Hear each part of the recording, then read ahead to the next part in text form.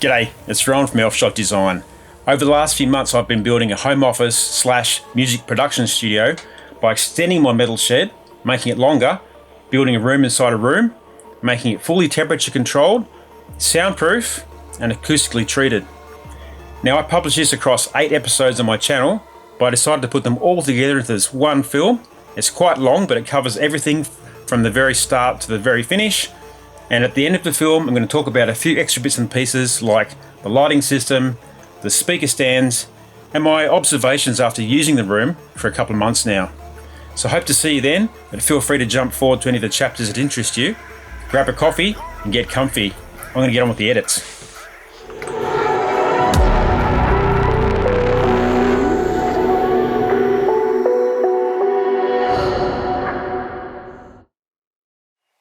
This started as a patch of dirt with a vision to build a fully enclosed studio around a real-life landscape, like a living painting. And I'm talking about this magnificent view. The idea is to build a panoramic window that sits in the end of the studio so I can look out and appreciate the view. Now let's go dig some holes. This time we're building the structure itself, starting from the ground up. Because of the slope, the footings ended up a lot deeper than planned on one side, but that gives the slab a solid anchor.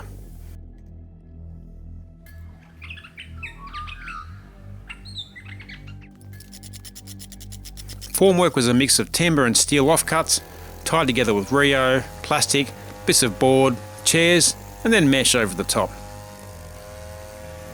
I couldn't run mesh all the way to the edge because of a height difference to the old slab, so I dyno bolted the mesh into the existing slab.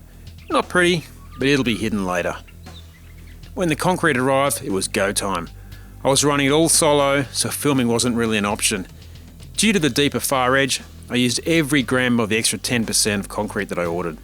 Now running a 3.5 metre screed by myself was probably one of the hardest parts of this project, not something I'd want to repeat again in the future. However, I did save myself a few $1,000s. The trade-off was accuracy. It's not completely flat, but it's good enough, although I will need to run some self-leveler before I add the flooring. With the slab being so close to the edge, I definitely needed a retaining wall, so I decided to build a stone-style pathway into that so we'd have access around the side of the shed. I've got a full build video on this, so if you want to see that, I'll leave a link in the description below. You can't really just order an extension kit. That's not how these sheds are designed. So I had to work out exactly what I needed and what I could reuse from the existing bay. For example, removing the roller door gave me 2 C-channel posts that I could reuse as part of the structure. I started by removing parts of the existing structure, like the roller door header and support posts. Because this work was spread over multiple weekends, I kept the roller door in place as long as possible. That kept the shed secure and stopped wildlife moving in until I was close to lockup.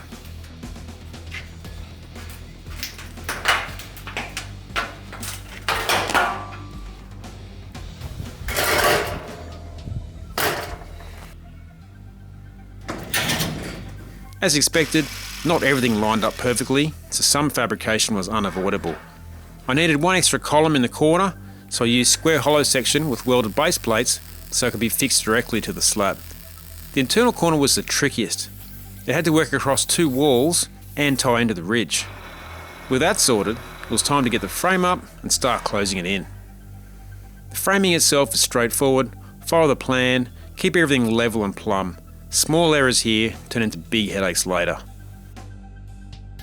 By reusing the roller door post, I was able to buy all the other shed bits for under $3,000. The 64mm top hats for wall and roof girts are 1/2 metre over length for a strong overlap across existing ones. I also ordered enough sheets for wall and roof overlaps. In addition to the 10 steps to build a shed video, I've got another shed video where I go into more detail around the actual framing and cladding side of things. I wanted to keep these videos a bit shorter for this whole series, so if you want more detail on the actual building process, go and check out that video. Non-DIY people ask me why I've got so many clamps, but if you know, you know. I used air cell between the frame and cladding for thermal and moisture control. I've used this in my other sheds, and it makes a significant difference. It also creates a good insect barrier, so you don't end up with a graveyard of dead bugs and mice in your wall cavities. I tape all the joins with aluminium tape. It's not cheap, but it's awesome stuff. From there was roofing and flashing, to fully weatherproof and finish the structure.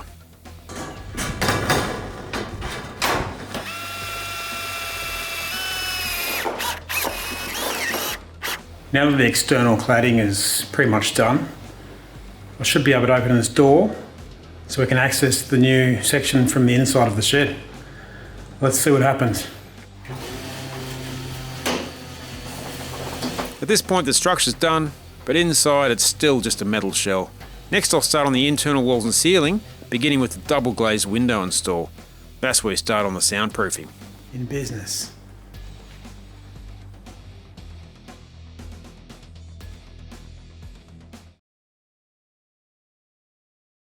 We're going to do three things. We're going to install a heavy duty window in a shed kit frame so it's safe and secure.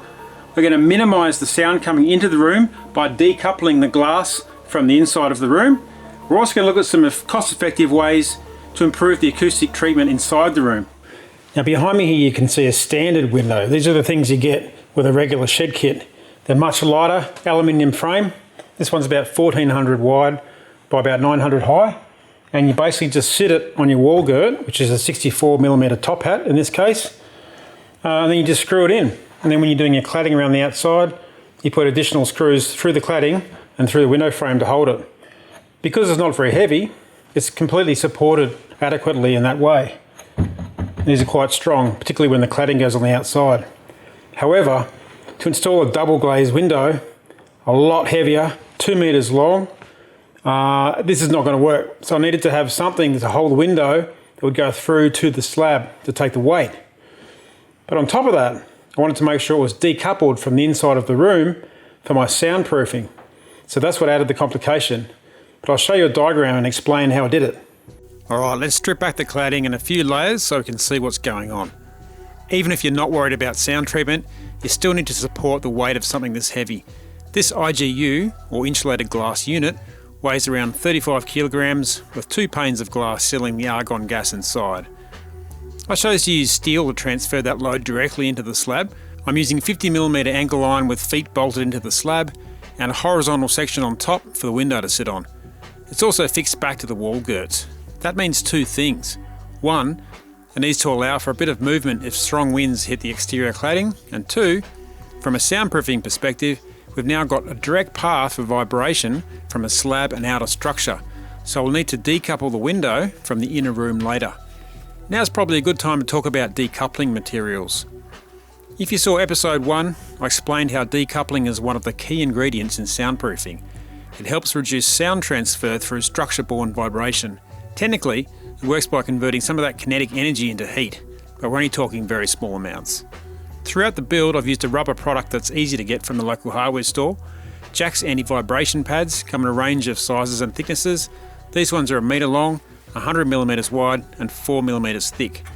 This is a practical way to reduce some vibration, but because it's thin and relatively firm, it's not as effective as dedicated acoustic mounts, which are thicker, softer and better at handling low frequencies like kick drums.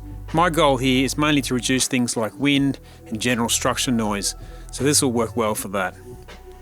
Alright, back to the plan. The angle line support frame will have a layer of anti-vibration pad on top. The IGU sits within its own frame, which is fixed to the shed's outer structure. The glass is held in place with timber glazing beads, and I've designed a length of flashing with custom bends to direct water away from the window and down the corrugated cladding. For the internal room framing, there's an isolation gap that allows more anti-vibration padding to run vertically between the window frame and the internal window reveal.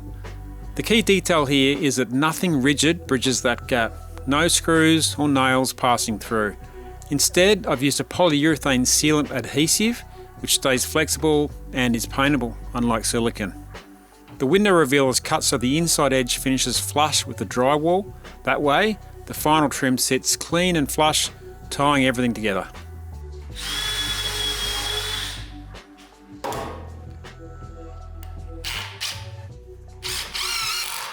This is video 3 of a 9-part series on building a studio by extending my shed.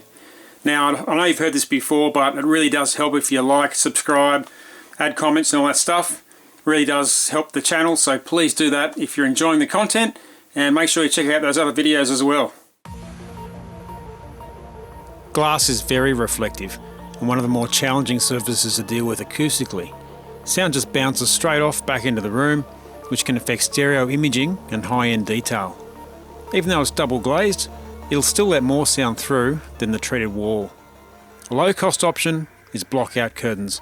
They won't stop the low frequencies, but they will absorb some of the mid to high frequencies and reduce reflections. The blind is just for glare to block out some of the morning sun.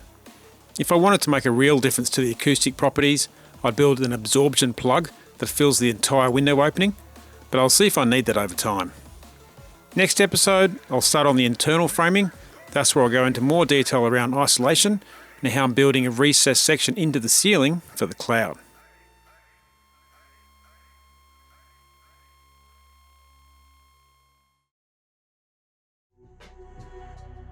We've got a big one today. We're going to build the room in the room.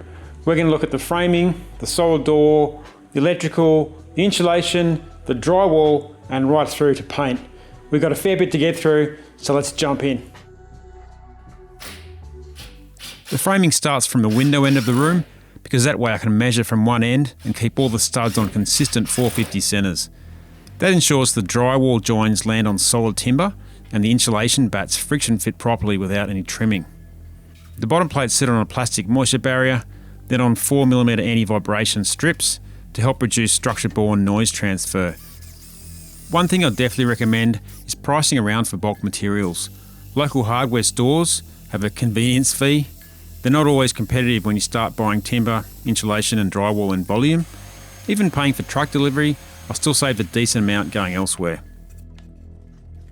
When fixing the plates down, I ran the Dynabolts through sections of fuel hose and tightened them over 12mm anti-vibration pads with large washers. If you don't isolate the bolts themselves, you've basically wasted the effort of the isolation strips because vibration will just travel straight through the bolts and into your timber framing.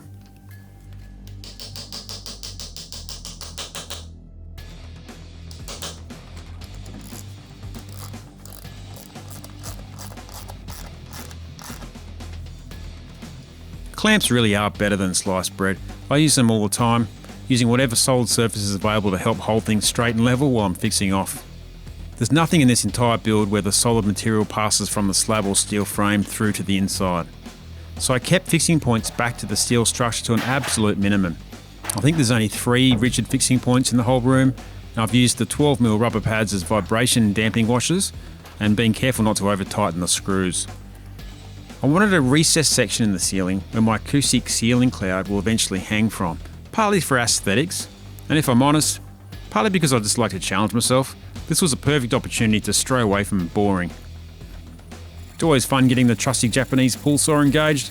If you're a maker, I'd almost be willing to bet you've got one of these in your shop somewhere. The doorway will carry a 45kg solid core door. It'll also have stops on all 4 sides so I can seal every crack for soundproofing. The header above the doorway is made by laminating 3 sections together to make my 90mm gap. I made a video once called 10 uses for yellow tongue flooring. I keep finding new ways to use the stuff. I could easily make a 10 more uses video. Heavy doors place a lot of leverage on the hinges over time, which is why the hinges aren't evenly spaced. The top hinge is mounted closer to the top of the door because that's where most of the sagging force occurs, while the lower hinges mainly help spread the weight and keep the door stable. For soundproofing, even a tiny gap around a door can leak a surprising amount of sound. If air can pass through, so can sound. I used a self-adhesive rubber bulb seal around the frame, which compresses slightly when the door closes to create an airtight seal.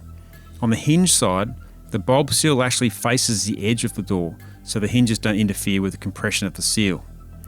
Getting that compression right is a balancing act though. The bulb seal only wants to be lightly compressed, just enough to stop air leaks, but not so much that the door becomes difficult to close. I also let the door settle for a couple of weeks before installing the seals. Well, we'll fast forward a little bit now. I've got through most of the framing, and I've also added some sarking to the studs. Now this serves 2 purposes.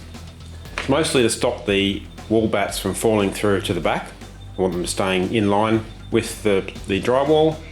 And I've also taped around some of the edges and stapled this sarking into the stud work to try and prevent mice and rodents from coming through. That's one of the things that I really don't like, having rats and mice in my shed. I've blocked in along up here, along my rafters. Again, rodent proofing. So there'll be bats in here in this cavity on top of the drywall, and then I'm going to run another layer of drywall on top of that, and these allow it to be boxed in so we won't get animals going in there and nesting. So the other thing that I've done recently is we've had the electrician in. He's run the cable through the walls. I've got 4 coming down for lights. I've got a circuit for the LED mood lighting. Got power points in place for where my speakers and PC gear is going to go. So we're all set up now to finish the drywall, and we can move on to the next step. One thing people underestimate with soundproofing is how much sound leaks through tiny openings. A standard power point cutout is basically a hole straight into your wall cavity. I used Acoustic rated power point back boxes to reduce sound transmission. They've got foam gaskets and enclosed backs to reduce air movement. The electrician normally needs to come twice, once for rough in, then again after the plaster and paint for the final fit off. Locking that second visit into the calendar gives you a nice deadline to get your drywalling done. You don't actually need to pre-cut the holes in the drywall. I always used to do this myself, which is useful in some situations, but in this clean build context, you just need to mark exactly where the edge of your stud is. I mark stud positions clearly on the finished wall with a faint vertical pencil line and nice bright post-it notes so you can see where they all need to go, including height from the floor. The 4-gang switch controls the downlights, the ceiling cloud lighting, the feature LEDs, and the extraction fan, which also has a speed controller. This dial looks like a regular light dimmer, but it's not. Light dimmers are designed for resistive loads like lighting, not electric motors. They control power by chopping up the AC waveform, which works fine for a light bulb, but it can be a problem for HVAC fan motors. If you want speed control, you need to choose a fan with a motor that's designed to be speed controlled. Not all fan motors are suitable for this. I've hired this panel lift, which makes it easier to put your sheets on. Lay them on like that, and then you just flip it over, wind it up. This will take them right to the ceiling. Means I can get the sheeting done by myself without killing myself. My local hire place does a weekend deal. We only pay for 24 hours, so I effectively had 2 full days with it, from a Friday through to a Monday. That made a big difference because I wasn't racing the clock. I could start at the window end, install the ceiling panels as I went, and then immediately tuck in the insulation and vermin protection before moving further down the room. If I'd only had a single day with the lift, there wouldn't have been enough time to do that. I would have had to close the ceiling first, and getting insulation up there later would have been painful, tight access, awkward angles, and pretty damn hot. Well, that's enough screws to get the panel out.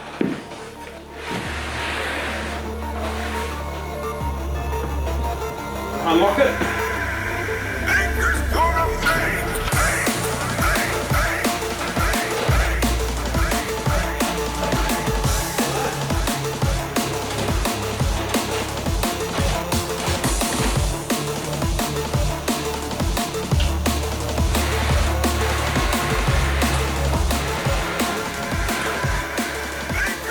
Just got to screw off now in the middle there and we're done. So I've got my long sleeve shirt on, I've got my mask ready and my gloves so I don't have to deal with itchy bats. But there's a few things I need to do first. First of all, because of the way I had to build this frame, there's no timber in the corner here to screw the sheet into. There's one on this side for this wall, but nothing in there. So I'm going to add a few blocking pieces of timber in the corner so I've got a nice solid corner for both sheets. The other thing I'm going to do is mark on the floor where the studs are. Since I'm going to have carpet squares in this room, I'll easily be able to lift them up later if I want to see where the studs are. Finally, I've got my bats open and ready so I can get into the job once the glue's on the studs, get the bats in, screw it off and move on. For insulation, I use 2 different 90mm products. Wall bats are denser and slightly more rigid, so they friction fit neatly between the studs and they hold their shape in vertical walls without shifting over time. Ceiling bats are lighter and fluffier, designed to fully fill horizontal cavities and maintain their thickness without compressing or settling under their own weight. So even though both products are 90mm thick, that are optimised for how they're installed in the structure. I decided to go with single layer drywall. Yes, double layers would certainly improve the isolation because mass is one of the major soundproofing principles, but realistically my goal here is reducing wind noise and general outside sound, not a drum kit in the suburbs. So for me, the extra time and cost, plus reduced room width, just wasn't worth it. If I had neighbours close by, I'd definitely run a double wall. All the internal corners are taped, including the square set ceiling joins. External corners, like the cloud recess and the baffle box, use metal beading. The reason for using the metal bead is durability. Plasterboard corners get knocked about, and without the reinforcement, they chip pretty easily. The main thing is not over-fixing them. If you hammer in too many staples or drive them too hard, the bead can deform slightly, so I use just enough staples so it's not jingling around while checking that it's flush with the plasterboard. I'm not sure if it's just bad luck, but cheap staplers, electric staplers, this is about my fourth over the last few years. They just don't seem to last. Maybe I just need to invest in a good one. In an earlier episode, I showed how I tied the new slab into the existing one by dynabolting the mesh into the existing slab. This left a gap that needed filling, so I mixed up a mortar blend, adding some plasticizer to improve the workability, which will make it easier to feather out the edges. I also added some polypropylene microfibers just to help control shrinkage cracking as the mortar cures.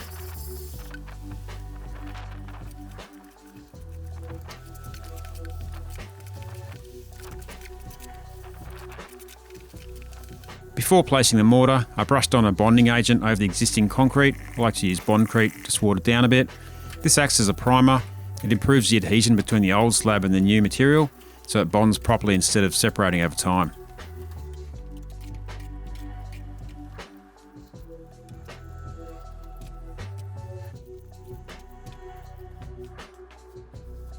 Once that had cured, I used a floor leveler over the slab to flatten out the low spots. There's a layer of plastic for a moisture barrier, and then on top of that I used 6mm thick cork squares as a decoupling layer.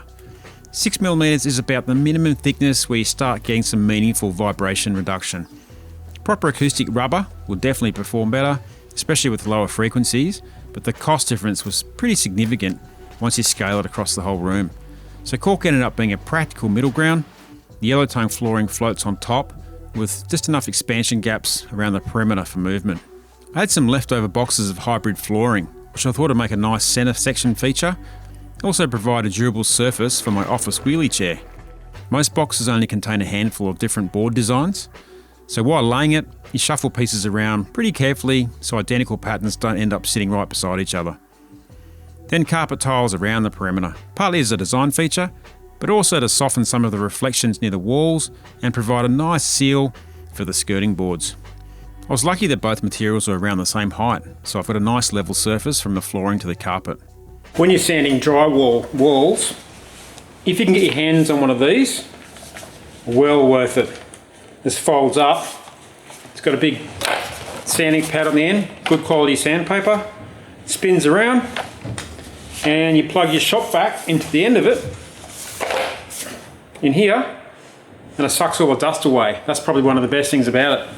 But makes it really easy for reaching walls, up on the ceiling. Fantastic. You just got to be mindful though, if you're going to plug a regular shop vac into it, like this one, the filter will clog up very quickly. Every time I finish a wall, I take the filter outside, knock out all the white dust with a stick, blow it out with the air hose.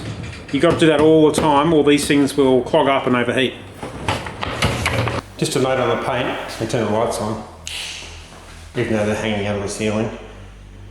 This is 4 litres. I had some left over from another project this way.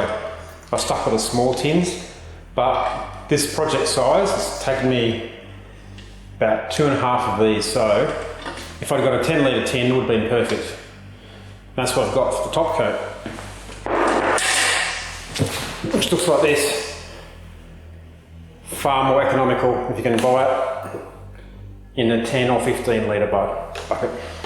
My basic approach to painting is to use a 2-inch brush to point in, do a nice heavy coat in the corners, along the floor edge, around the power points after taking the covers off, top edge, around any lights or fittings, and then the roller. Now this is a good tip I learned many years ago. When you finish your first coat, wrap it up in cling wrap. Then you can handle it and it'll stay moist for many days. So you can just keep using the same roller without having to clean it. Now I do have good quality rollers, but in this case I've decided to use a cheap polyester one because it's doing a pretty good job on these walls. It may not be very environmental, but I'm just going to chuck this out when I'm done, so I don't need to clean my roller at all, because cleaning rollers is not very fun. Well, I'm back in the echo chamber again. I'm pretty happy with the day. I've got my second coat of paint on, and it's looking pretty good. So I'll let that go nice and dry overnight, then pop the lights back in, then we can start work on the feature wall.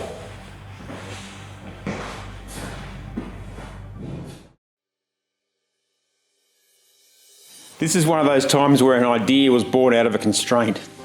I wanted to have lighting shining down the wall from the ceiling, going all around the perimeter of the ceiling, but the problem with that is the strip lighting doesn't want to bend that way. You can get corner joiners and you can pull it apart and solder it individually, but yeah. So I came up with a different idea where I could incorporate my lighting strips, but have them bend that way and not that way. In this video we're going to look at the feature wall, which is basically a second skin wall joined onto the original wall. It has a slight gap, which is just enough room to run some strip lighting, which creates a nice gentle illumination up the wall. You might have heard me talk about 10 uses for yellow tongue flooring. These guys should pay me, I'm always talking about this stuff. Turns out, this is the perfect thickness, it's actually 19 millimeters, to stick this aluminium strip on. Alright, so these are the layers. Basically got the main wall, then adding the yellow tongue, then the light strip sits on that.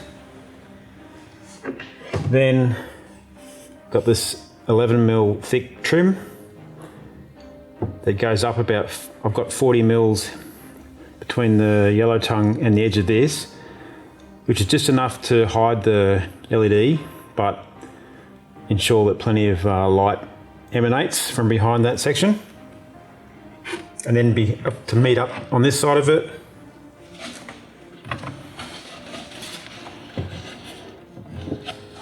the gyprock, or the drywall. It doesn't look like it here because this is, you're seeing the recessed edge here, but this is 10mm thick and this is 11mm thick, so it's very close. I did paint this first just to seal it, and then when this was joined, I just added a little bit of filler over the gap, and by the time I gave it 3 coats of paint, you can hardly see the join, so I think it came out pretty good. I'd marked the stud positions on the floor, which made it easy to ensure everything supporting the second drywall layer has solid fixing points behind it. You can see here the yellow tongue is basically mimicking the stud pattern, so it was very easy to glue and screw this off. This shot shows the overall shape coming together, including the extra framing around the power points. I decided to incorporate a keyboard feature into the wall, bit of visual interest for the room and leaning into the music theme since I'll use this room to produce music. I've got a board I've set around the side here so I know exactly where to put everything when I glue it down, because the glue is the only thing that's going to hold this together. I'm not going to use any screws or nails. And the teal stripes are just in here because that's where the cracks are between the keys, so I want to make sure there's no timber visible when this thing's mounted to the wall. And obviously it's much easier to paint that now than later when this is all glued in. So the next step is to give these keys a bit of paint. I'm going to mask out where the black keys are going to glue down, so I can preserve as much non-painted area for the glue as possible. And I've sanded back the yellow tongue here as well, so the glue sticks a bit better. So next step is to glue down all the white keys. I'll weigh that down, let that dry, check that it's in the right place, and then I'll go ahead and glue the black keys, and then it can be installed. I used the same 11mm trim for the keys, 67mm for the white keys, and 42mm for the black. There's enough paint in this roller still that I could run along the edges and do all the edges of this. It's actually good having not too much paint because I didn't want it to run all over the keys. So I've actually given these 2 coats. Nice and easy doing the edges first so I can grab onto it. Now I'm going to mask off where the black keys go because I want to give the glue maximum surface area on this sanded paint surface. So I'll mask them off and I can paint the tops, 2 coats, then we can move on to gluing the black keys down.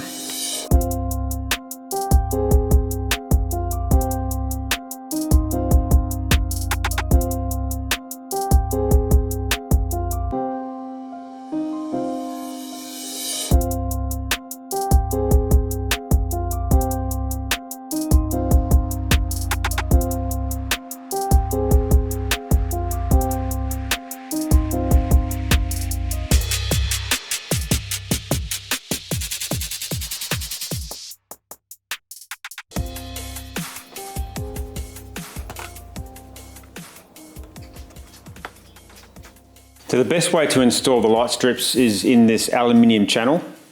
It does 2 things, well 3 things really. For one thing, it gives you a nice flat surface to stick it onto so it doesn't come off over time. This diffusion strip slots in, and that way if it does come unstuck, particularly if it's on a vertical or upside down, the LED strip can't just fall off the wall. The other thing it does is with this diffusion strip, it basically softens the light. It hasn't done as good a job of that as I would have liked. If you get a really expensive LED strip that has a much higher density where the bulbs are closer together, you'll get a more consistent light band. But the cheaper ones tend to be a bit further apart so you can sort of see the individual bulbs. But this diffusion strip does do a good job of reducing that. The other thing this does is reduces some heat, because with light you get heat and you want to reduce that, and that extends the life of the LEDs. So that aluminium is basically acting as a heat sink to reduce that heat. But obviously with this stuff you can't bend it around corners, so you do have to join it if you want to sort of have different lines and angles. It's quite easy to cut though. I just use an angle grinder and then just give it a light sand to sand off the rough edges. Well, the second skin wall is just about ready to paint now. It sticks out from the wall about 40 mils. This edge here had the recessed edge of the plasterboard, so I had to run a straight edge up against the side of it with some painter's tape, and then I filled the recessed slot with base coat and feathered it out with some top coat. It's all sanded now, ready to prime. Once it's primed, I'll add the strips down the sides that the light's going to sit behind. Fill the crack with some gap filler, sand it, and I can give it 2 top coats with the teal colour, and then we're good to go. The drywall's all in now. You can see the teal rectangle where I'll glue in the keyboard feature. One of the things I was worried about when I started laying this in was that where the LEDs are would be right where I needed to do a bend, because I've got the strips bending. So I thought, I'm going to have to figure out exactly where all the bends are and slide this along so it's missing all the LEDs and joins, but it didn't really matter at the end of the day. You can bend it on any of these elements.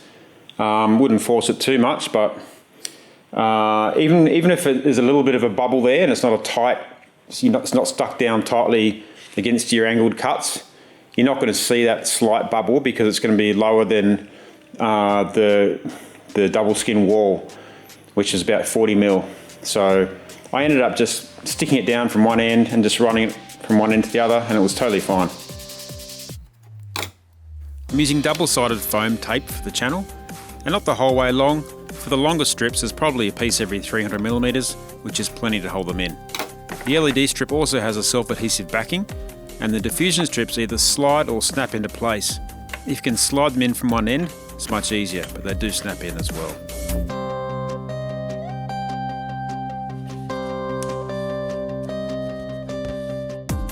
For the sections of 67mm trim, I just use my nail gun and glue them in.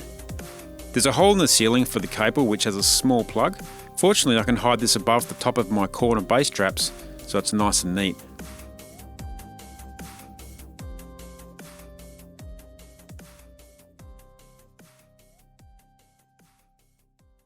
If you've got some ideas on how you would approach this, please share them so others can benefit from your ideas too.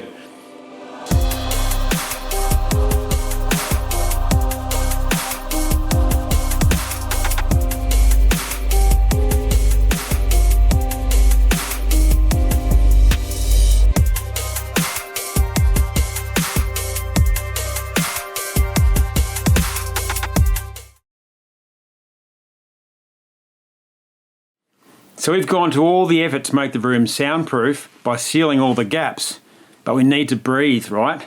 So we need to let the air in. But every time you put a hole in the wall, you're letting potential noise into the room.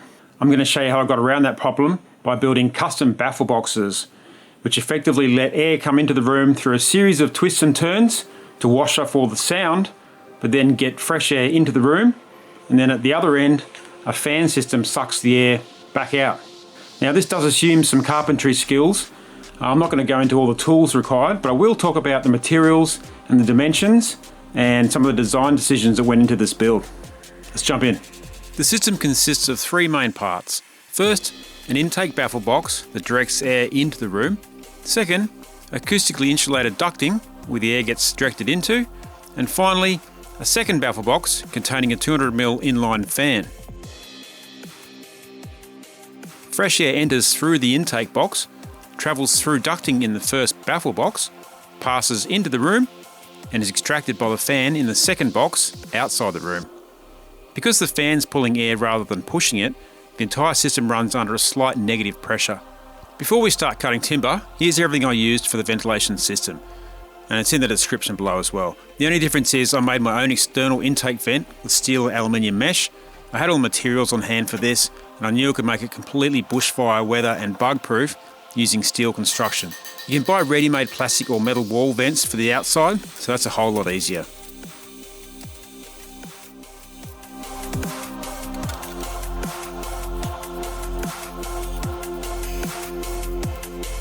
This is made from yellow tongue.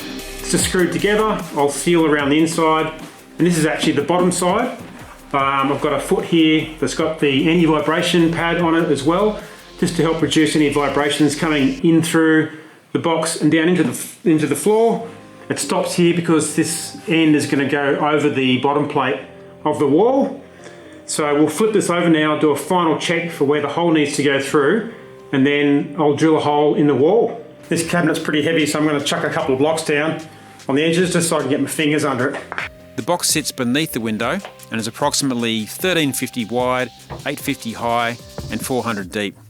Part of that depth is recessed into the wall cavity, so it only protrudes about 300mm into the room. I did go ahead before and pre-mark where this is supposed to be, this hole, just by measuring down and across.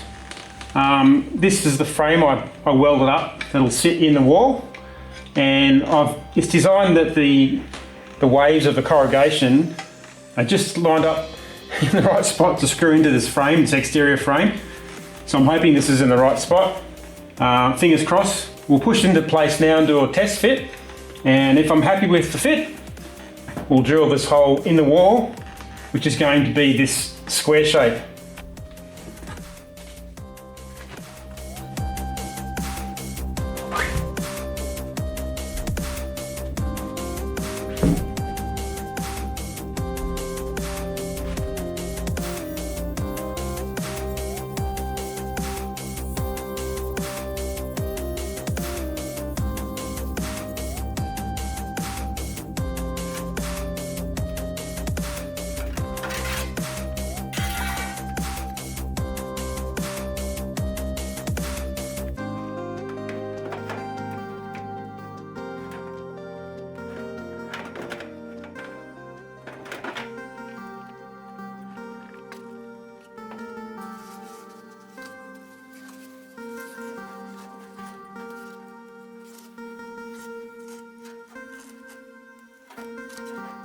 This is the exterior cowl that lets air come in. It's built over a steel frame, some sheet metal bent over it. Got aluminium brackets underneath here to hold the stainless steel mesh in, and that mesh will prevent any bugs getting in, but it lets enough airflow in as well. It's completely weatherproof.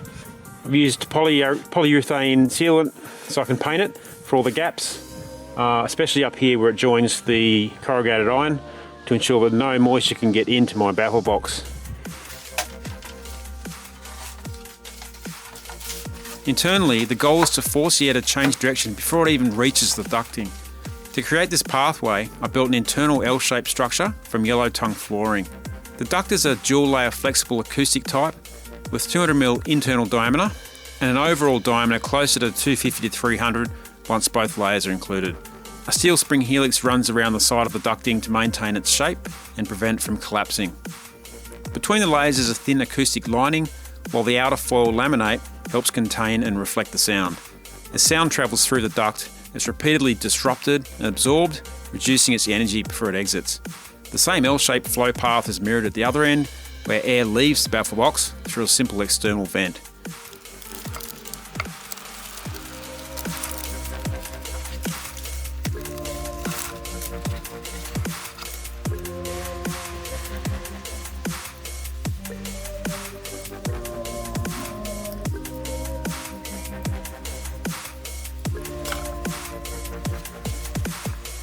So the intake's completely sealed up now. I will just run some sealant around that to seal the cracks. Got the ducting running around here in the S shape, and basically a mirror image of the intake box for the outtake. Goes into there. I've got a bit of acoustic foam just to help sort of break up the airflow a bit. Then it comes out this ducting joiner here.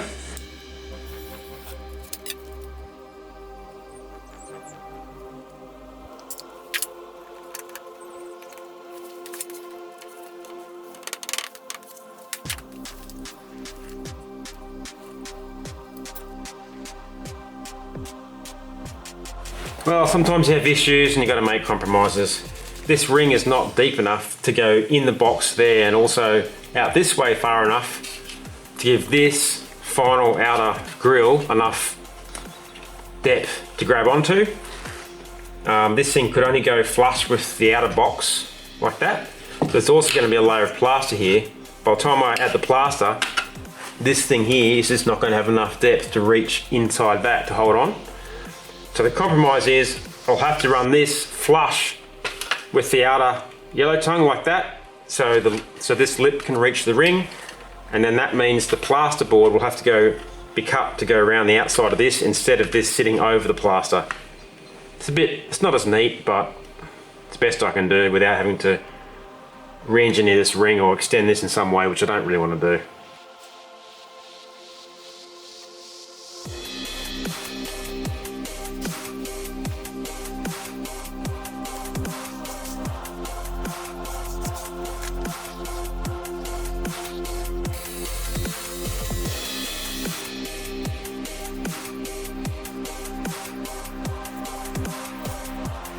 The result is very little external noise passing into the room, but that's only half the challenge.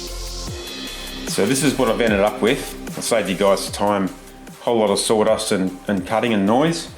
So L-shaped box. The fan sits inside the box. This is just to help minimise some of the noise. It won't stop the noise, but hopefully it'll minimise a bit. This will join to the acoustic ducting, the joiner. Air comes in, gets sucked through the fan, changes direction and passes out the bottom. And I'll make a frame for this to sit over next to the studio wall, but isolated from the wall. So while you'll still hear the noise out here in this part of the shed, I'm hoping we won't hear anything in the studio. Now I made this lid removable so I can get to the fan, but I realised I'm going to need to make this two pieces, otherwise I've got no way of getting it open. If this ducting's attached to the fan and the fan's attached to the bottom of the box, how can I open the lid? So I'll chop it here, and this piece will be fixed permanently, and then I'll make sure this section here is easy to open if I need to get to the fan to maintain it or replace it or whatever else. I use regular ducting in this box because I'm not so worried about the noise out here in the shed. It's more about controlling the air pathway. I ended up adding an extension to the fan box, which made it a little bit quieter and allowed me to incorporate one more 90-degree turn before the air exits through a bug-proof mesh grille that's held on with bits of timber. The exhaust box is 1200 mils long, with the square sections being 300 by 300, and the vertical section is 1 metre from the very top to the very bottom. The fan itself is mounted on anti-vibration material rather than being hard mounted directly to the box. This might reduce a tiny bit of structure-borne vibration, but in reality, almost all the fan noise is airborne. I did ensure the whole unit sits on anti-vibration pads and doesn't touch the studio wall directly, which I do believe does make some difference. The ducting runs outside for a few metres from the ceiling of the studio, so I've placed bats around it to help deaden the sound. If you're planning to use a speed controller, run the cabling before the walls are closed up. In my case, I had the electrician install wiring to both the fan location and the wall switch position, so a speed controller could be added later. This dial looks like a regular light dimmer, but it's not. Light dimmers are designed for resistive loads like lighting, not electric motors. They control power by chopping up the AC waveform, which works fine for lights, but not so good for HVAC fan motors. If you want speed control, you need to choose a fan with a motor that's designed to be speed controlled.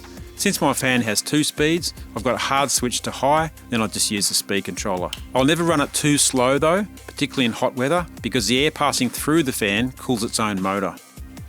This is what it looks like on the inside. The air passes in up here, goes through the fan. Fan's going to be mounted on these anti-vibration pads, goes through and back out the other side. And it's fairly central. I think I've got enough room here to make the 90-degree bends in the ducting without kinking them. The fan itself sits in a cradle like this, with these little arms that pull it down to secure it. I've got to figure out how to make this thing quiet though. It's quite noisy. Now when I film me using power tools on the channel, I normally dip the volume so you guys don't have to listen to the noise. But I'm going to turn this on without changing the volume just to show you how loud this thing is. So I run the fan on the bench here, and then I'll cut to what it sounds like once it's inside the box. So we'll start with the bench, just a raw fan. The microphone's sort of just over there, so it's kind of like about a metre away from the box.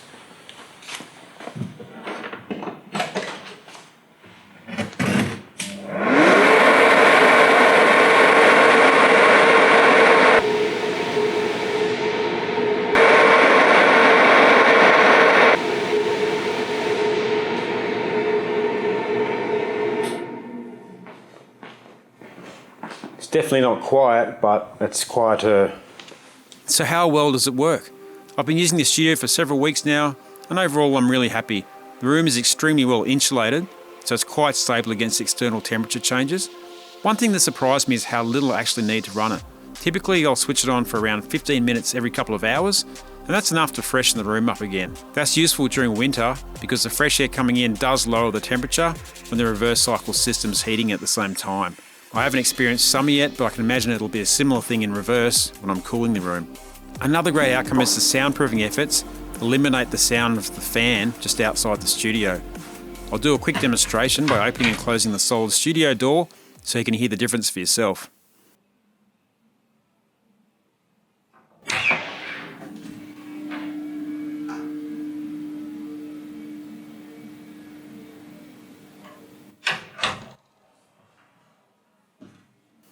If you watched an earlier episode, you would have seen how this door is sealed on all 4 sides, including the hinges.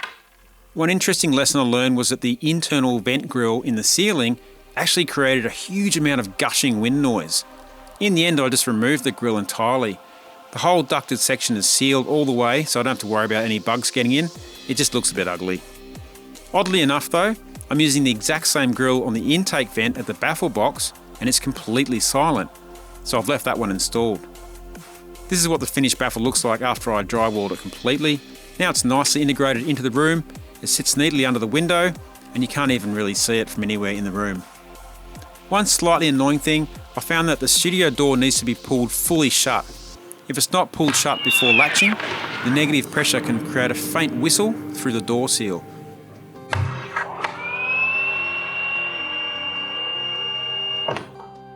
I think I can fix this, probably just a section of door seal that needs adjustment. If I was building this again, I'd still use exactly the same overall design, but I might spend a bit more effort on the fan box. It's still quite noisy in the shed if the fan's running, which could have been reduced if I built a baffle box similar to the intake baffle box. Also, it would have been good to test the fans before buying one, because I think if I'd heard how loud this thing was, I would have looked around for other options. For the budget though, I've certainly solved the problem of building a silent ventilation system for the studio. Overall, this has been one of the least visible parts of the build, but one of the most important. A soundproof room is great, but a soundproof room that stays comfortable all day is even better. Why would you build an acoustic ceiling cloud that's bigger than a double bed and hangs above your head all day? And how would you do this safely? I'm going to talk about this film in 2 parts. First part is about how I built a recessed hole in the ceiling to hang the cloud from. I did that because I wanted to add a bit of class to the project, and it gave me a bit of a challenge as well. The second part, I'm going to talk about the materials I used and the approach I took to actually put the acoustic panel together, and then how I hung it in the ceiling recess, which was quite an engineering challenge. So why bother with the ceiling cloud at all? In a home studio, the ceiling is one of the biggest early reflective surfaces in the room, and it sits right above your head, exactly where early reflections bounce straight back into your ears. An acoustic cloud breaks that up. To work out the size and position, I looked at where I sit, where my speakers are. That gave me a minimum footprint, then I made it a bit bigger to give the overall recess effect an intentional aesthetic. Because this cloud spans 2.6 metres with no wall support underneath, I couldn't just rely on the existing joists. I needed to add double headers, 140 by 45mm, to carry that extra span without sagging. Then I had to work out the depth of the recess itself, enough room for the cloud's thickness, plus 100mm above and around the sides for acoustic performance, as well as enabling lighting effects. The tricky part was I only had limited space above. The shed structural steel truss runs right across, so I had to squeeze everything in, while also making sure no structure-borne vibration could travel from this room through to the shed frame. I have reinforced it quite heavily with the double headers, and it's very solid. I can hang off this thing and it doesn't sag at all. I'll show you.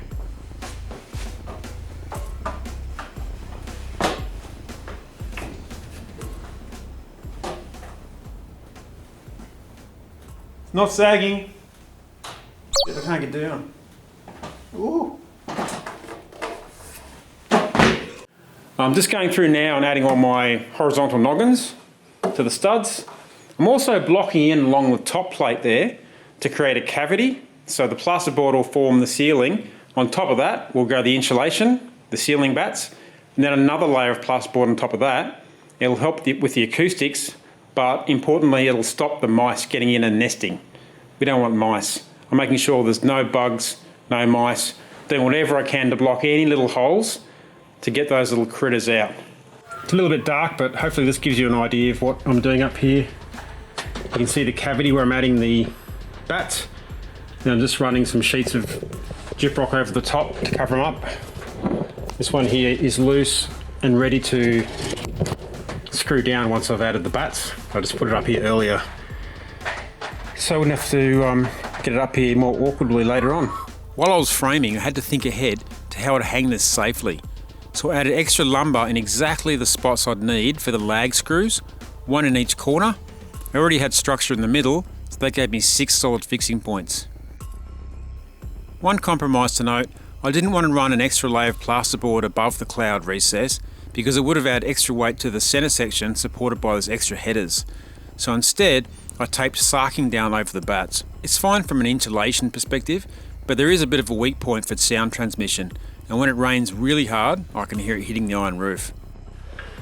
You can see over there, there's the ducting going out, and then this is the edge running along the side that I still need to add the insulation and cover it up. For the frame, I went with yellow tongue flooring ripped into strips. The approach was a single 120mm outer frame for the overall cloud shape, then 3 separate panels built to drop into that frame. Only the facing edge would be visible, so they didn't need to be the full 120 to save some weight. Building this way had 2 big advantages.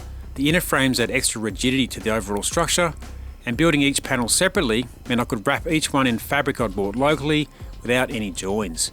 You can see I've got one of my panels built. I'm going to leave that in place to keep the whole frame square while I measure up for this last one here, and I'll do the centre one last, basically subtracting whatever gap I need for the width. You can also see here in the corners I've added some spaces. There's a 1/2 mil and a 1.5 mil, the blue and the red. That just keeps it out from the frame, just the right amount to allow for the material when it folds over and gets pinned down on the outside of the internal frame.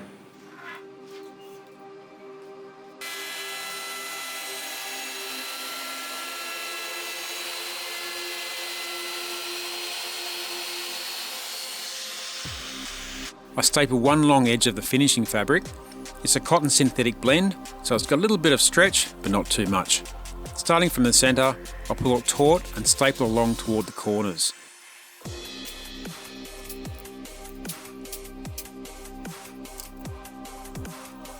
I used a scrap piece of timber to stop the sides pulling together while I add tension to the fabric.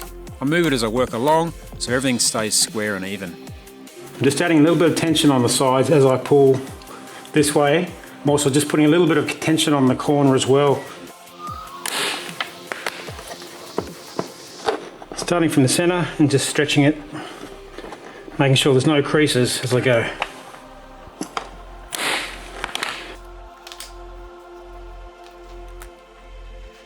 Once all the four edges are stapled, it's onto the corners. I pull the fabric tight on the short side, pop in a single staple to hold it, then trim the bulk out of the corner so it folds in nice and flat. There's a bit of adjusting to get the fold tucked nicely, so you get one single neat fold running down the corner. Once you pull that final corner across nice and hard, staple it all down and tap everything flush with a light hammer.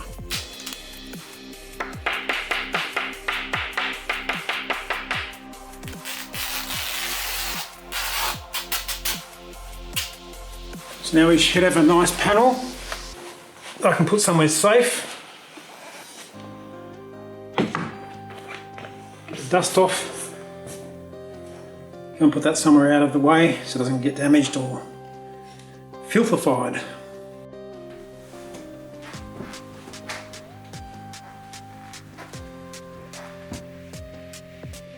I went with polyester over fiberglass. It costs a bit more, but if any little particles ever drift down while I'm working underneath, polyester is way safer to be breathing. The fabric on the bottom of the ceiling cloud needs to be thin enough to allow sound to pass through, but it's also got to be strong enough that the weight of the bats on top don't cause it to sag over time. I've got one layer of 90mm bats covering the whole thing, and then I've got an extra layer split in half sitting over where the joins are of my panels. So the joins will take up some of the weight of the extra layer, and that extra layer is half, so it's roughly 45mm thick, so it's less weight.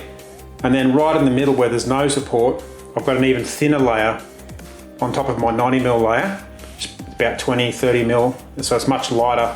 Hopefully that won't cause extra sag in the middle. Once the bats were placed, I rolled out some dust cover fabric, which keeps it tidy and also prevents any fibres from floating around off the top of the cloud. I'm running thin strips of 3mm MDF around the edges for the LED lighting channel. The channel just sits here, so the MDF isn't doing much. It's just a horizontal platform, which is nice and light to keep the weight down.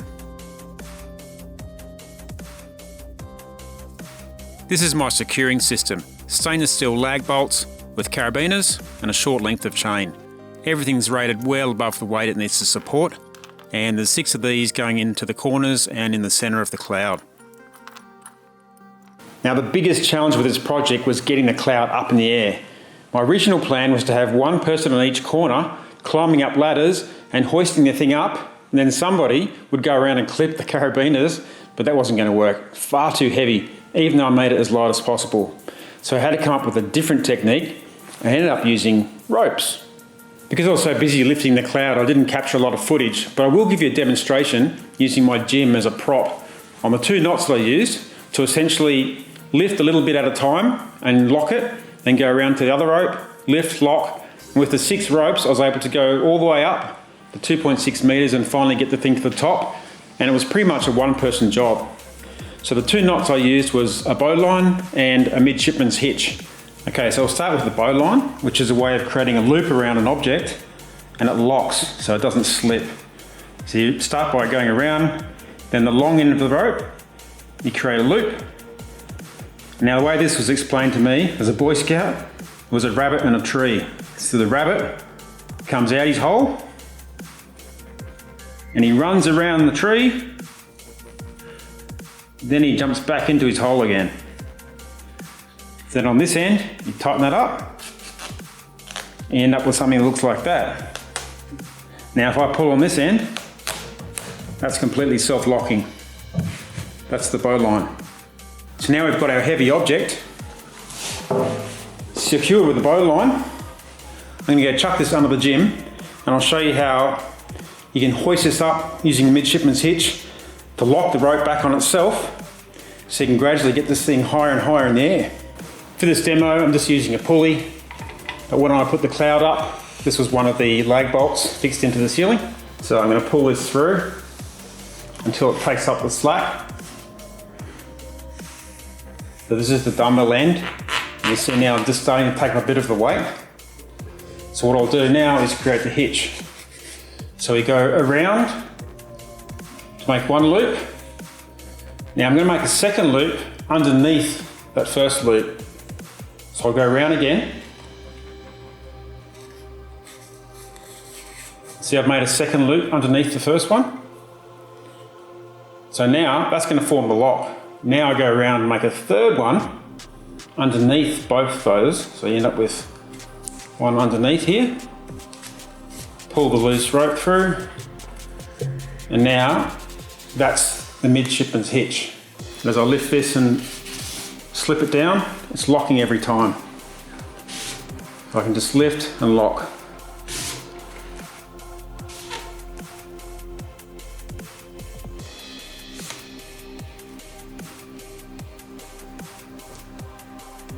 Just took a bit of time, but eventually got the thing to the top.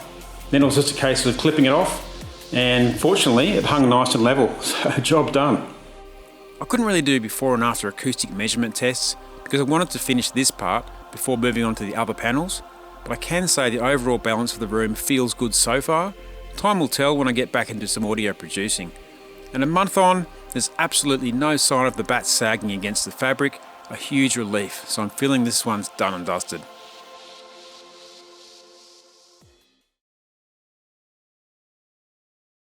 Today we're talking about acoustic panels. Now there's a lot of videos out there, and I've seen all of them. And I've pulled out what I consider the most practical considerations for building effective acoustic panels without breaking the bank. Now here's the thing, you're never going to make one by itself. I've got a whole bunch in this studio.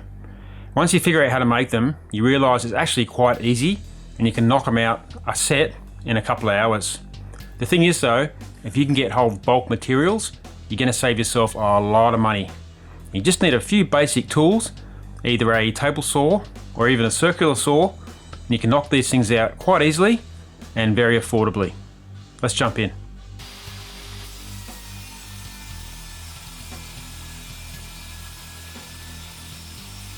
These are 900 wide, 1230 high and 90 mils deep. My studio is quite skinny, so I had to mount these with an air gap of only 60mm. They are very effective, but I did need 2 per wall. At the back I've got a backing piece that adds strength to the overall shape and also gives me a surface to mount L brackets. Each panel has 2 L brackets, and these allow the panel to sit on a timber wall cleat that's fixed securely into the wall studs. For each panel, my cleat runs across at least 2 studs with a total of 4 screws, which offers plenty of strength. If I ever need to remove these, there's only 4 holes to fill, so very minimal impact in case the room needs to be repurposed in the future. At the bottom I added 2 strips of yellow tongue and secured them with screws, then applied self-adhesive foam. These strips create a 60mm standoff from the wall, keeping the panel perfectly parallel. The bottom isn't actually fixed in place, the foam just acts as a cushion to protect the paint. If you don't have foam, just a bit of fabric or soft material will do the job. One of your biggest costs is going to be the framing, especially if you're making multiple panels. So I try and use bulk material, and I use yellow tongue. I've actually got a video on different ways you can use yellow tongue. It's a very versatile product. But a big sheet like this, I can cut down and make multiple frames. I use my table saw. You could also run a guide and use a cheap circular saw if you're short on tools. The cut edges will be a bit rough, so you can use a rasp or some sort of a file to smooth these down. I actually use a rounding bit on my router to smooth over the facing edge, and then I give everything a light sand.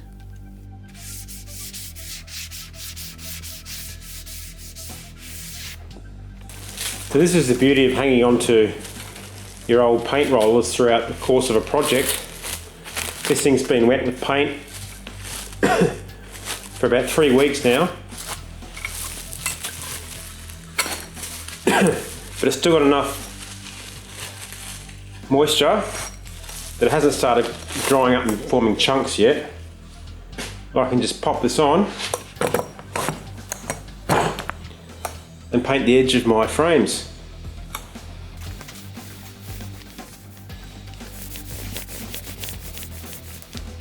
So the way that I hang my frames is by cutting another reinforcing piece. This is 60 mils wide. A little wider is probably better, but I had this scrap left over. And that goes in the back of the frame at the top, like that.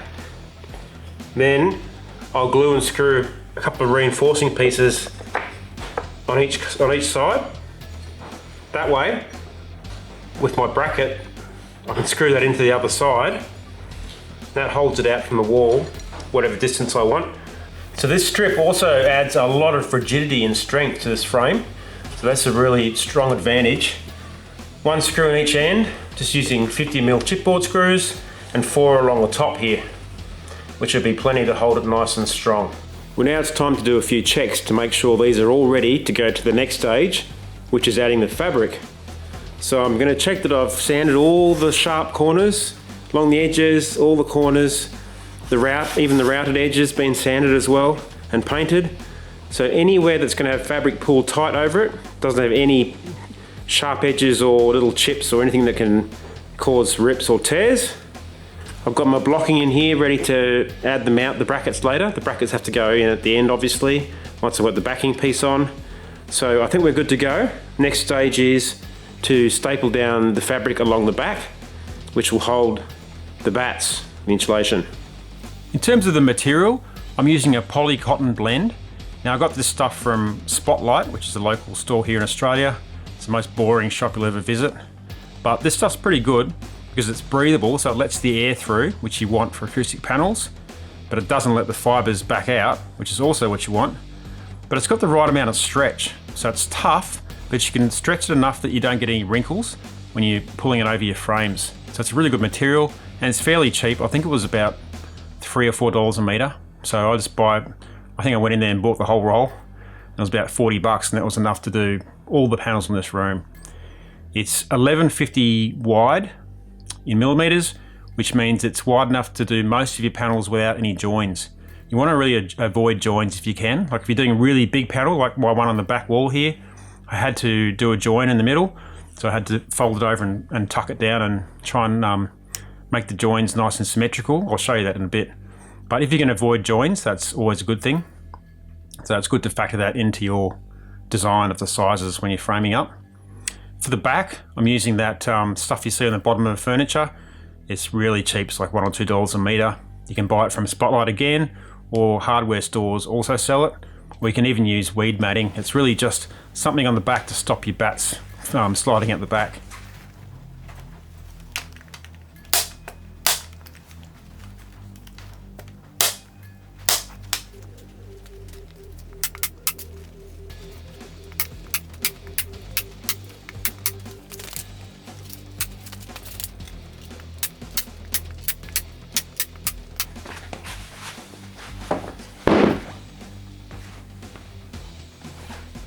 Polyester is easy to work with because it doesn't release the same irritating mineral fibres as rock wool or fiberglass.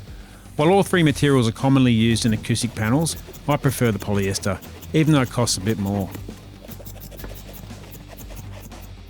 I'm reusing footage from the cloud build here, as the process for installing the polycotton fabric is exactly the same. After cutting an oversized piece, I start in the centre, then gradually stretch the fabric and staple it in place. Once all 4 edges are stapled, it's time for the corners. I pull the fabric tight across the short side and add a single staple to hold it. Then I trim away the excess so the corner folds neatly and sits nice and flat.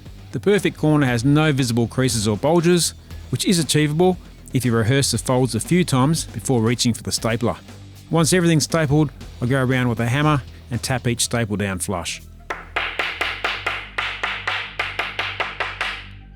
This is what they look like when they're mounted.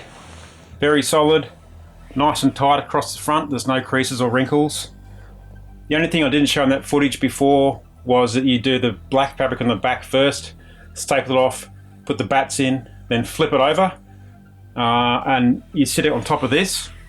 So you pull the grey fabric around the sides, and then carry on with stapling from the centre and pulling it out towards the corners. This big guy in the back of the room was the trickiest because it's bigger.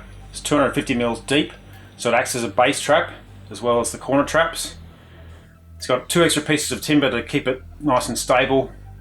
But apart from that, the construction technique is exactly the same.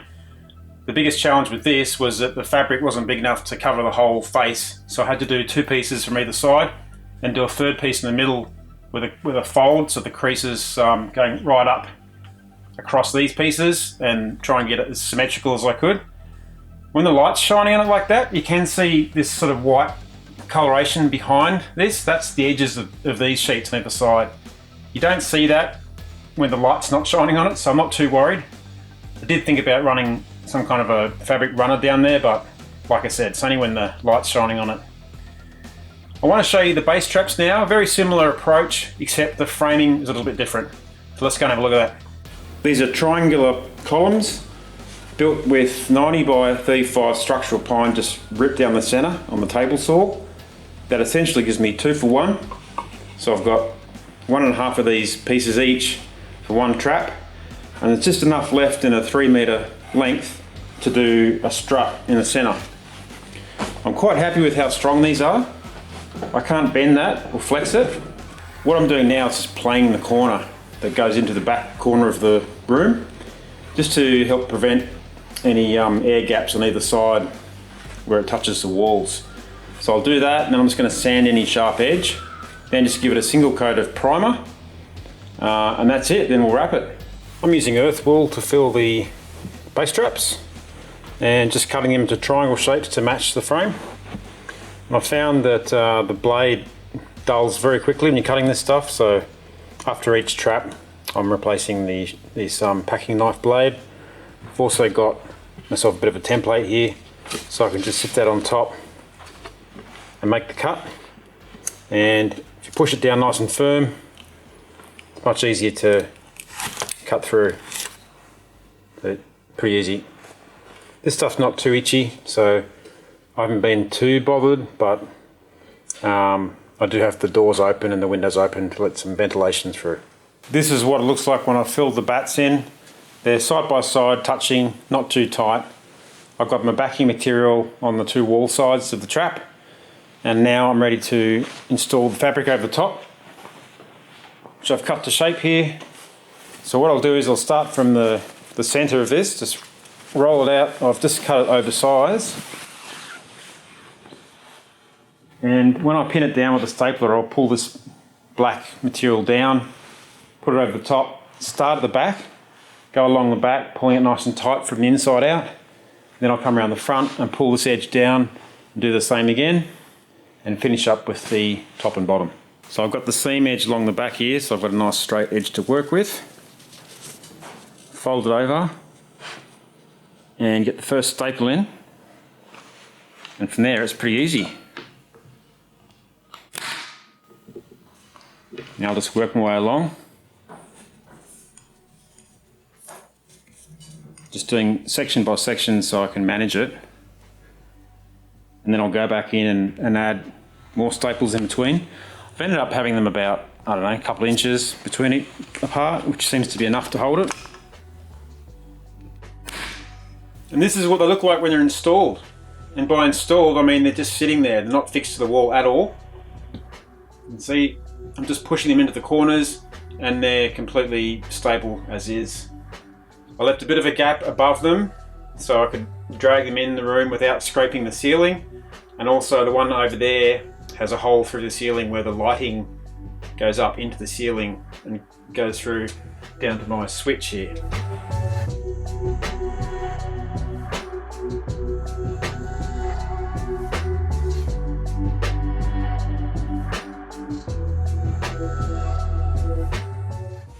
Well, we're getting very close now to finishing this project. The next thing to do is to build some speaker stands for my monitors. So I'm going to go and have a look in the scrap bin and see what bits of steel I can drag out. Wide as the bit you want, always have to be on the bottom. I've got the perfect piece of steel in here, but it's very long. Fortunately, that's why I built this door on the shed, so I can open the door and drag it out.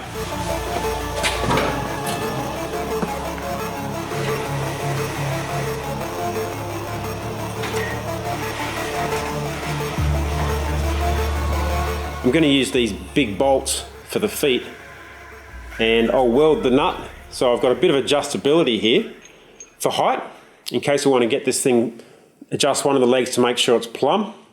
And I think this might add an interesting look to it too.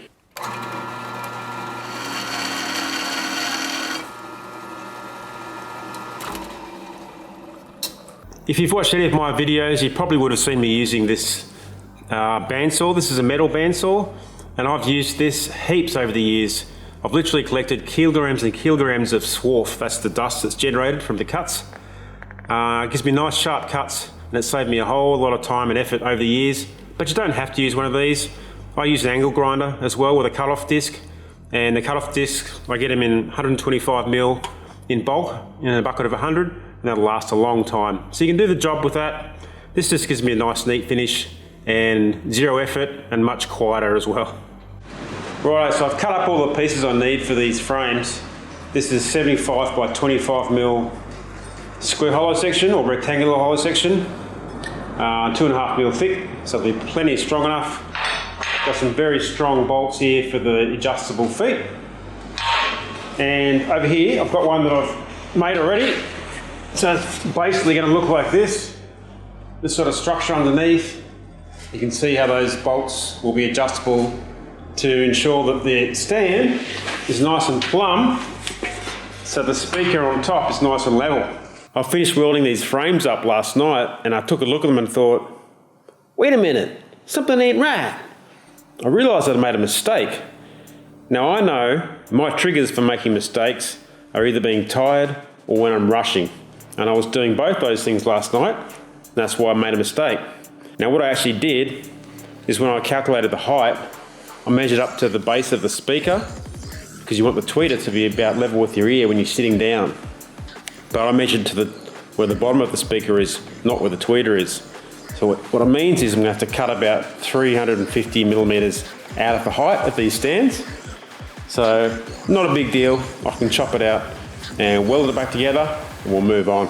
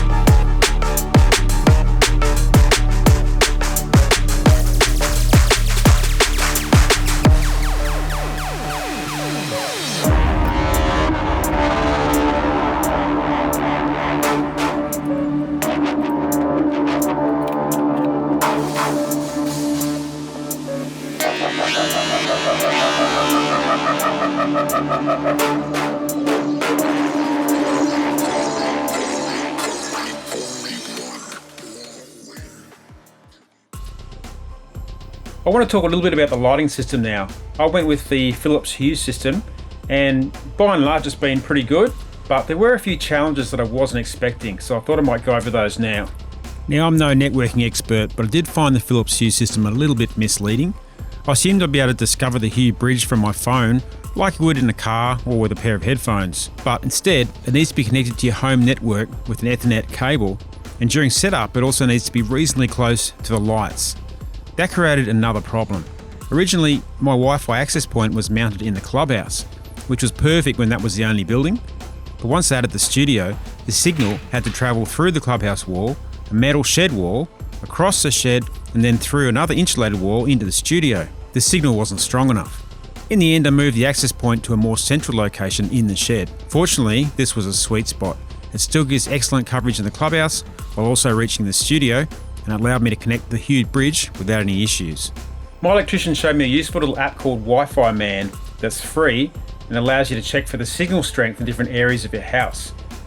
This measures the Wi-Fi signal in dBm, that's decibels relative to 1 milliwatt, a standard way of measuring radio signal length. The numbers are negative, so the closer you get to zero, the stronger the signal. I'm getting about minus 54 dBms in the studio, around minus 20 dBms directly under the access point, and roughly minus 51 dBm back in the clubhouse, which is good for the Xbox and the TV. So if you're planning a smart lighting system or any network equipment in an outbuilding, think about your network before the walls go up. Running one extra Ethernet cable during construction is much easier than retrofitting it later.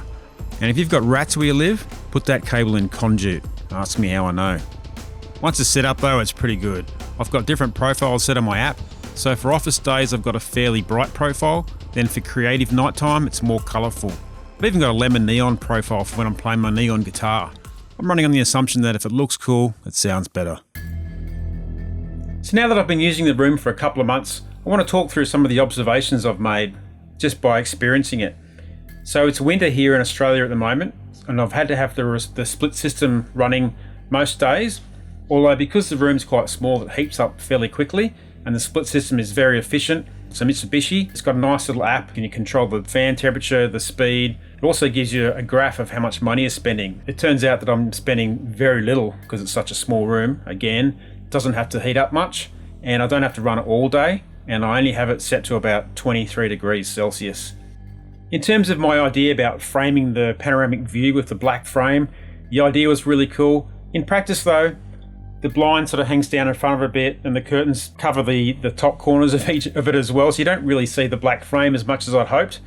It is nice having that beautiful view though, but I do have to stand up and look out the window if I want to see it, because this monitor here basically blocks my view. So something I've noticed with the silent ventilation system, it is very silent. I did mention earlier that it whistles a bit if you don't pull the door shut. That's easy to work around, and I will fix that at some point. Because it's down low, the air comes in across my feet, so if I'm wearing sneakers or anything that's got like air holes in it, you do get quite cold feet. Not a big deal, I could always deflect it, but just thought I'd make that comment. I don't have to run it all day.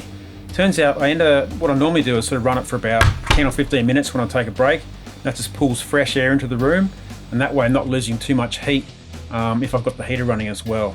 I do turn it down a bit, so that speed controller is certainly useful. It just means there's a little bit less noise from going in and out, and using a bit less energy too. So all in all, that's been quite successful. With the soundproofing, it's good, like it certainly blocks most of the sound. I can barely hear vehicles if they drive up just outside there. Our driveway is just outside the window there. Sometimes when people arrive here, I don't even hear them, which is good and bad. I said earlier that this is not designed to be fully soundproof. That just wasn't viable. There's a whole lot of extra stuff I need to do to make it fully soundproof. If, for example, I was playing drums at 2 o'clock in the morning and lived in the city, but for where I live out here and what I'm doing with it, I think the balance was just right. I really don't hear much noise. Like if it really pours down with heavy rain, I can hear that definitely. But for general day-to-day use, it's been really good. In terms of acoustics, I feel like the room is really well balanced. It's not too dead. There's a little bit of liveliness, but it's really quite controlled. I've produced one song now, and I did find it a lot easier to compare it to my reference tracks. The room is not playing tricks with my ears as much as it used to be when I was in a smaller room. The room is quite skinny, so it's not an ideal room for acoustics, but I feel with the two panels on each side wall, I've done a pretty good job of controlling that. So it has been certainly worthwhile from a audio production perspective. There's not a lot of room in here if I wanted to record live bands and drum sets and things. So this really is geared for computer-based music, which is what I use it for, and a little bit of guitar. Now, I didn't track the dollars on this project. I probably should have kept a record of how much I was spending. I did try and make sensible financial decisions all throughout the project, but it would have been nice to have a total. So unfortunately, I can't give you that. It's certainly added some value to the property. So when we sell this place one day, I'm quite sure it'll make a positive impact, particularly if somebody's looking for a nice quiet home office away from the main house. Well, thanks very much for watching. If you've made it this far, I really appreciate your time with me, and I hope this has given you some ideas for your own projects, whether it's a studio like this or maybe just some of the other stuff you've seen along the way. So thanks very much for watching, and I hope to see you on the next project, which is probably going to be a bit smaller.